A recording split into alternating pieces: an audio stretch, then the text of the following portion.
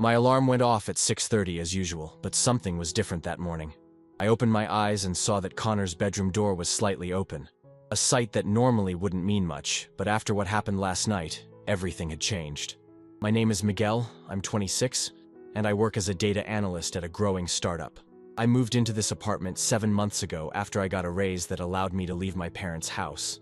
The idea of sharing space with someone scared me, but rent in São Paulo is brutal if you want to live alone. Subscribe to the channel and give it a like to check out more stories like this. Connor seemed like the perfect solution. 28 years old, a programmer, organized, and on a schedule that worked for me. In the first few months, everything went perfectly, until last night, when I accidentally saw him coming out of the shower without a towel. What I witnessed was unsettling. Not because of the nudity itself, but because of the unexpected scale of what I saw. If you've ever experienced something that completely messed with your head, you might understand the whirlwind I'm going through right now. Our apartment is on the 10th floor of a building in Vila Madalena. It's not big, but it has a balcony, with a sunset view that many would pay a fortune for. The decor is a mix of my minimalism and the industrial style that Connor brought from his years living in Berlin. My routine is simple. I get up early, make my coffee while listening to tech podcasts, and head to the office at 7:30. I come home around 6 p.m. Sometimes I hit the gym, other times I bring food for us to share. Connor works remotely for a Canadian company, so he spends most of his day in the makeshift office in the living room. Sometimes I don't see him for hours, even though we're under the same roof. Nights are usually quiet, each of us in our own room, except on Thursdays when we watch a show or play video games. It was a harmonious living situation that worked perfectly, until last night. "You're acting weird," Connor said while making his fancy breakfast. Scrambled eggs with avocado and whole wheat toast. "Just didn't sleep well," I replied, avoiding his gaze. How could I explain that every time I closed my eyes, the image of him coming out of the bathroom kept invading my mind? "Are you sure it's just that?" he pressed, leaning on the kitchen counter. The gray t-shirt showed off his broad shoulders in a way I'd never noticed before. At that moment, the doorbell rang. It was Felipe, a friend of Connor's whom I had never met in person. "Hey man, ready for the climbing weekend?" Felipe greeted Connor with a big hug. "Almost." "This is Miguel, my roommate," Connor introduced me with a smile. Felipe looked me up and down. "Oh, so you're the famous Miguel. Connor talks about you a lot." "Talks?" I asked, surprised. "All the time," Felipe replied with an enigmatic smile. After Felipe left, Connor surprised me with an invitation. "Why don't you come with us? A weekend in the mountains might help you relax. You seem tense lately." The idea of spending 2 whole days with Connor, maybe even sharing a tent, made me anxious.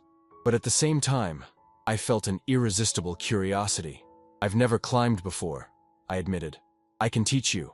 I'm a great teacher," he replied with a confidence that made me blush. I accepted the invitation. The next day, the 3 of us were in Felipe's car heading towards Serra da Cantareira. During the ride, instead of sitting up front with Felipe, Connor sat in the back next to me. His knee would occasionally brush against mine on the turns, sending waves of electricity through my body. At the base of the mountain, Connor patiently taught me the basics of climbing. His hands adjusted my gear, showed me where to step, always firm but gentle. The physical closeness made it hard to focus on the activity. At night, sitting around the campfire, Felipe shared stories about his adventures with Connor in Europe. Apparently, my roommate had quite the reputation among climbers. "Connor's always been magnetic," Felipe commented, opening another beer. "People just naturally gravitate around him without even noticing."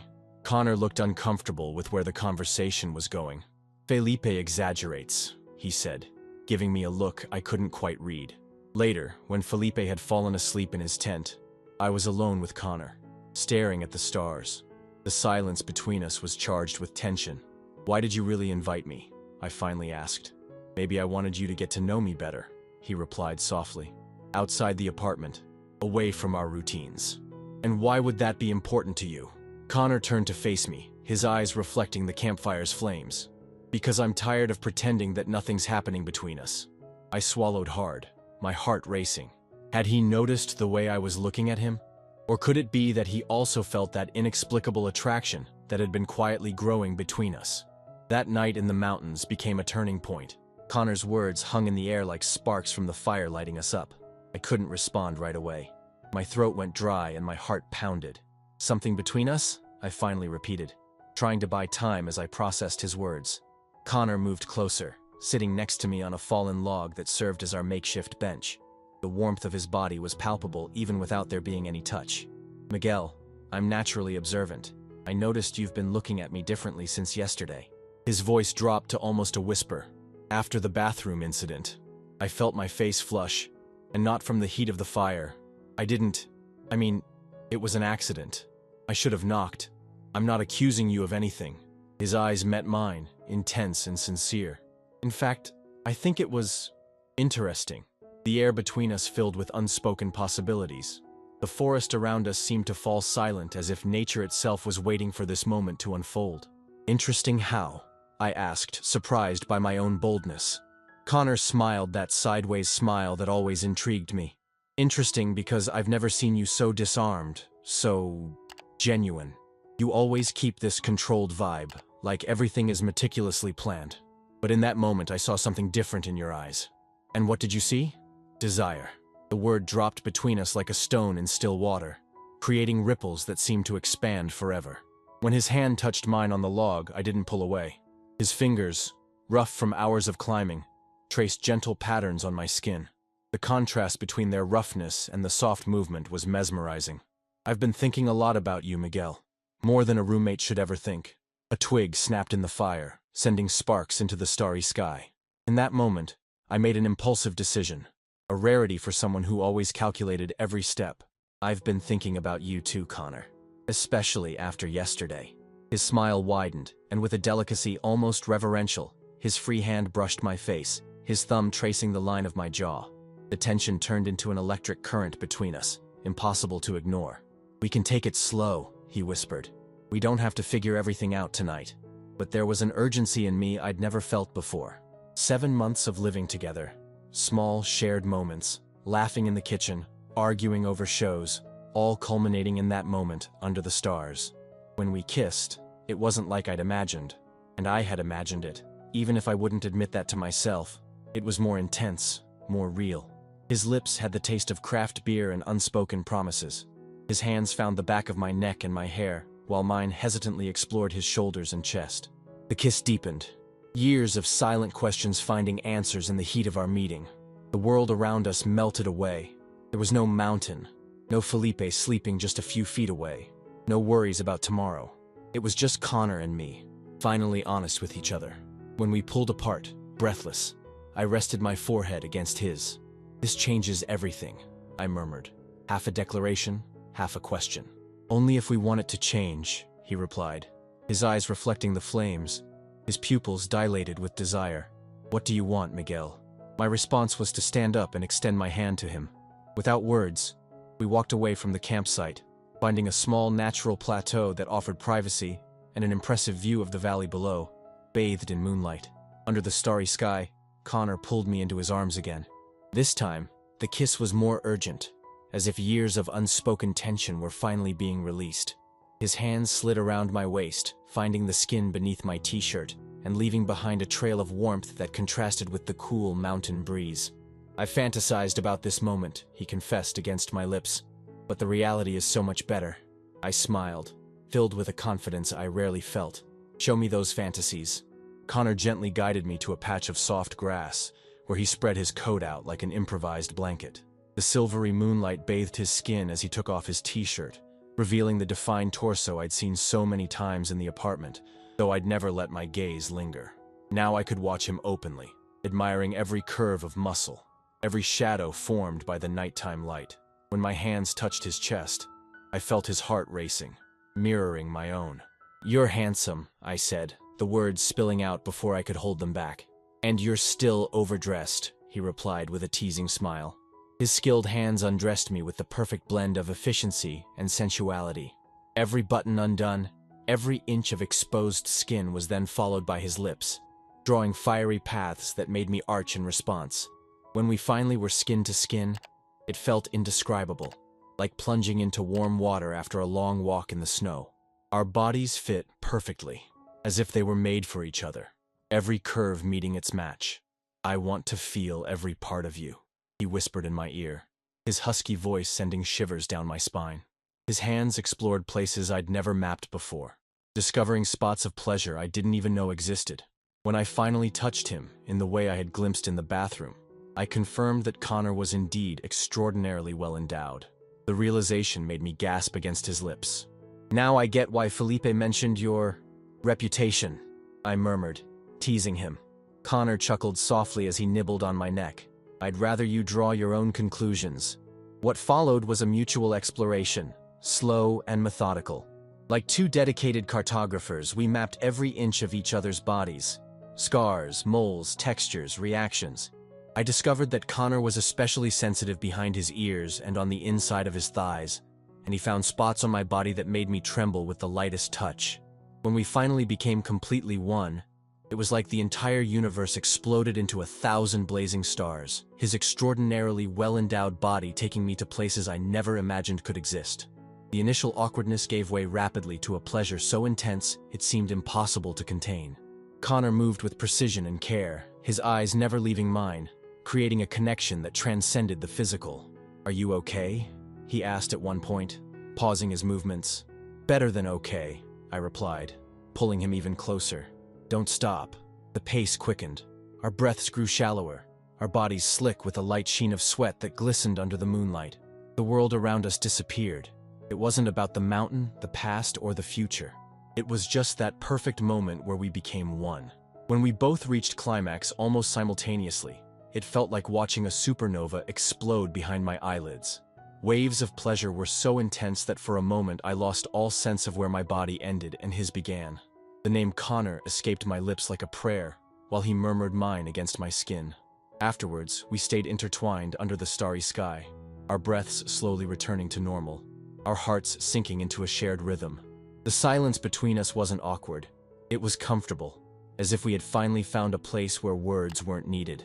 Connor traced lazy patterns on my skin with his fingertips, while I rested my head on his chest, listening to the sound of his heart beating faster because of me. "That was..." I started, searching for words that could capture just how much we had shared. "I know exactly what you mean," he finished, kissing the top of my head. Dawn found us still wrapped in each other's arms, having dozed off under the stars after a couple more rounds of exploring each other's bodies. The first light of day touched Connor's face, highlighting his golden lashes and the soft curve of his lips. I watched him sleep for a few minutes, processing the transformation that had taken place in my life over the past 12 hours. This man, who for 7 months I'd only known as my roommate, was now something completely different. I knew the sound he made when he reached the peak of pleasure, how his skin would tingle under my touch, and I had memorized the taste of his kisses. This newfound intimacy was as frightening as it was exciting. Connor slowly opened his eyes, a smile forming as he saw me. "Good morning," he murmured, his voice husky from sleep and last night. "Good morning," I replied, suddenly aware of our nakedness in the growing light of dawn. "I think we should head back before Felipe wakes up and notices that we spent the night out." A flicker of concern crossed Connor's face. "Are you regretting it?" The question caught me off guard. "No," I answered honestly, "but I am processing. This has changed everything, Connor."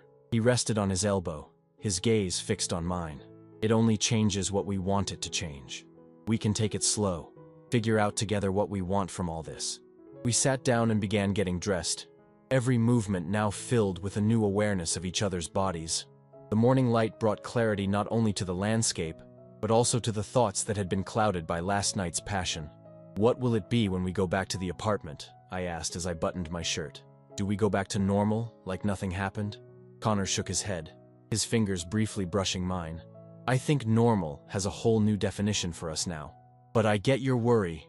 Living together does complicate things." On the walk back to the campsite, we kept a respectful distance as we each got lost in our thoughts. Felipe was still asleep when we arrived, which gave us time to prepare breakfast like we'd just woken up in our own tents. The rest of the day passed in a strange duality. In Felipe's eyes, we were just two roommates enjoying a climbing weekend. But every exchanged glance, every accidental touch while passing gear, every shared smile carried the weight of the secrets from last night. During a break when Felipe went to get some water, Connor took the chance to pull me behind a rock formation, his hands framing my face with urgency. "I can't stop thinking about you," he confessed before kissing me deeply, stealing my breath more effectively than the altitude. When we pulled apart, I saw a mix of desire and vulnerability in his eyes that mirrored my own. "I can't stop thinking about you either," I admitted. But we need to talk about what this means. We'll have all the time in the world once we get back, he promised, his thumb caressing my cheek. But I want you to know one thing. What happened yesterday wasn't impulsive for me. I've been wanting this for months. That confession caught me off guard. Months? Why didn't you say anything? Because I was scared of messing up our living situation. I was scared of things getting awkward if you didn't feel the same way. His gaze was serious and honest. But after that bathroom incident, the way you looked at me, I knew I wasn't the only one feeling it. The sound of Felipe coming back made us quickly pull away, shifting back into our old positions with a forced casualness that made me feel like a teenager caught by his parents. On Sunday afternoon, when we finally got back to the apartment, a palpable tension hung between us. Felipe dropped us off at the building entrance, completely unaware of the transformation that had taken place between his two travel buddies. In the elevator, alone for the first time since returning to civilization, Connor kept a respectful distance, his eyes meeting mine in the metallic reflection from the doors. "So what now?" I asked quietly when the elevator reached our floor. Connor unlocked the apartment door and let me in first. The familiar space suddenly felt different, filled with new possibilities. "Now," he said, closing the door behind us. "We talk, honestly, about what we want, how we feel, and how to move forward from here." I sat on the sofa where we'd spent countless movie nights side by side, always keeping a safe distance. Now, Connor sat closer, his knee lightly touching mine. "I'm scared," I confessed, the honesty coming easier after everything we'd shared. "I've never felt this way about anyone before, and definitely not about a roommate." Connor smiled and took my hand. "I'm scared too, but what's even scarier is ignoring what happened and pretending we can go back to how it was before." His words echoed my own thoughts. The truth was, no matter what we decided, we'd already crossed a line. The apartment we shared now held memories that would forever change our dynamic. "What do you want, Connor?" I finally asked, facing the question that had been hanging between us.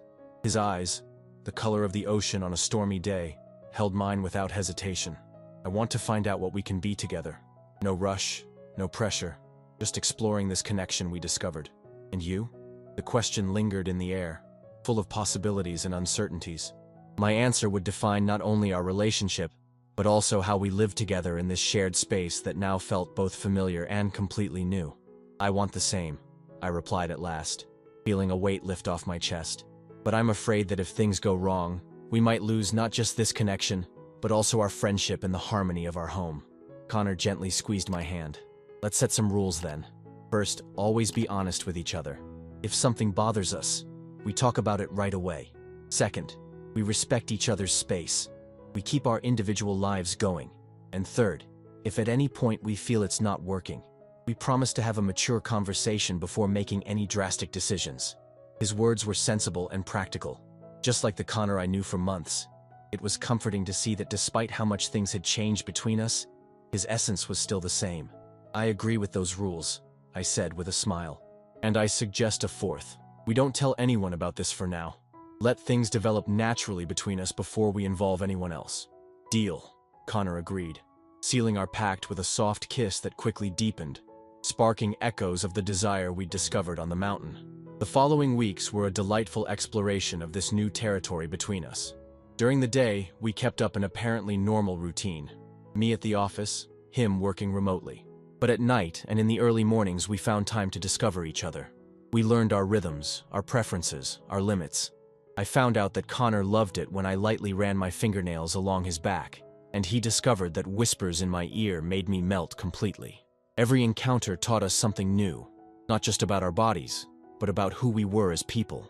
"I never imagined someone as methodical as you could be so spontaneous in the bedroom," Connor commented one night while we were intertwined in his bed, our breathing still uneven after an especially intense moment. "I think you awaken parts of me I didn't even know existed," I admitted, tracing the outline of his lips with my fingertips. It wasn't just the physical intimacy that blossomed between us. Our conversations gained new depth, more honest, more vulnerable. Connor told me about his previous relationship that ended in pain, leaving him wary of opening up again. I shared my own insecurities about never having had a truly significant relationship with another man, always keeping that part of me hidden. "Do you ever regret that we waited so long?"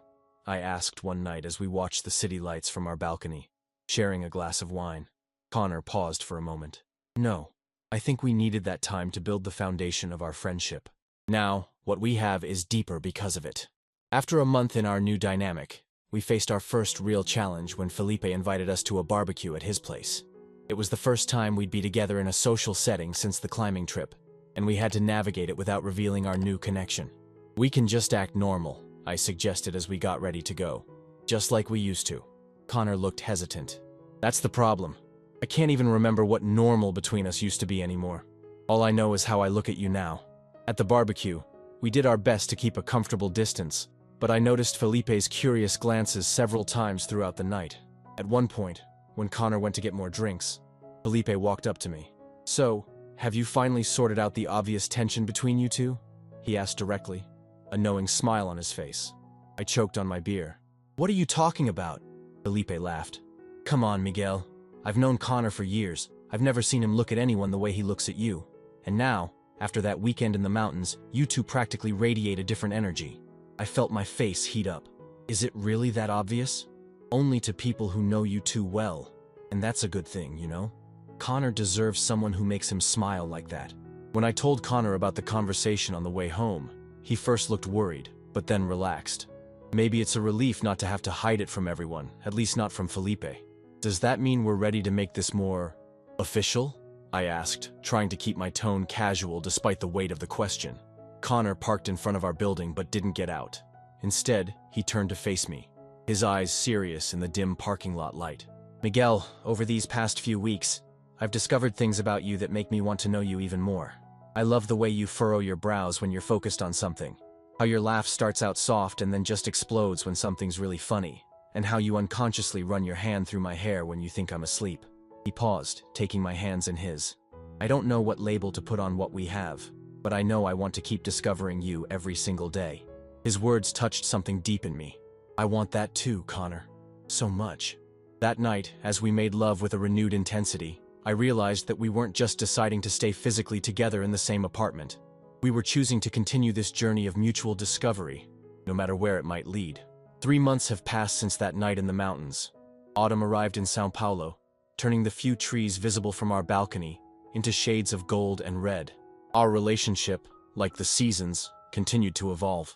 Early this morning, I woke up to the familiar aroma of freshly brewed coffee and the soft sound of Connor humming in the kitchen, a small routine that formed naturally between us. I found him making pancakes in nothing but sweatpants, his hair still tousled from sleep and from our nighttime activities. "Good morning, sleepyhead," he greeted with a smile that still makes my heart race. "I made your favorite." I watched him move around the kitchen, which now felt like the heart of our shared home. The walls had witnessed our transformation from strangers to roommates, from roommates to friends, and finally, from friends to lovers. "You know, I was thinking," I said as I took the cup of coffee he offered. "Our lease is up next month." Connor paused, the spatula hovering over the frying pan. "Right. Are you thinking of renewing? Or—" There was a vulnerability in his voice that melted my heart. Even after everything we'd been through, he still feared that I might choose another path. "Actually, I was thinking maybe we could look for a new place. Together. Somewhere we pick as a couple, not just as roommates who happen to fall in love." The smile that lit up his face was like sunrise. Gradual at first, then brilliant. "Do you really want that? To take that step?" "I do," I confirmed, feeling the truth in my words as I said them. These past few months have shown me that what we have is far too special to be treated as temporary or casual. Connor abandoned the pancakes and came around the counter to pull me into his arms. "I love you, Miguel. I think I've loved you since I saw you trying to build that IKEA shelf on the first day. Cursing in Portuguese and refusing my help." I laughed against his chest, remembering that day with crystal clear clarity. "I was so stubborn, and I still am," he teased, kissing the top of my head. "But it's one of the things I love about you." "I love you too," I replied, the words coming out easily and naturally. "And yeah, I'm still stubborn, so you're going to have to accept that I get to choose the color of our new place's walls." Our shared laughter filled the kitchen, a sound that had become the soundtrack of our life together. The pancakes ended up slightly burnt, forgotten during our conversation, but we didn't care. We ate right there at the kitchen counter, animatedly discussing neighborhoods, budgets, and decor styles for our future home. Later, sitting alone on the balcony while Connor took a shower, I reflected on the extraordinary journey we'd been on. How something seemingly trivial, seeing my roommate without any clothes, set off a chain of events that completely transformed my life. I realized that the real extraordinary about Connor wasn't what first caught my eye that night in the bathroom. It was his ability to see me completely, to accept my flaws, and to challenge me to be more authentic. It was how he turned a shared apartment into a home, how he transformed my fear into courage, and how he changed my loneliness into belonging. Life is made up of decisive moments, instants that seem insignificant until you look back and realize they were the very pillars of your entire story. That night in the mountains was one of those moments for us, a point of no return. A door that once opened led us into a completely new and unexpectedly wonderful territory. As I sat watching the sun set over the city I call home, I felt deep gratitude for the path that brought me here, for every decision, every coincidence, every moment of courage that allowed me to find and love this extraordinary man. The sound of the shower turning off brings me back to the present. At times, Connor will come out of the bathroom, probably without a towel, just like that first night that changed everything. But this time, I won't look away. I won't hide behind excuses or fear. From now on, every time, I'm going to welcome him with open arms and an open heart, grateful for the chance to love and be loved so completely. Subscribe to the channel and give it a like to check out more stories like this. Because in the end, it wasn't the size of his body that turned out to be truly extraordinary. It was the size of his heart and the depth of the connection we built together, one day at a time, one moment at a time, turning the ordinary into something truly exceptional. The bathroom door opens. Connor smiles at me, and I know that our story is just beginning.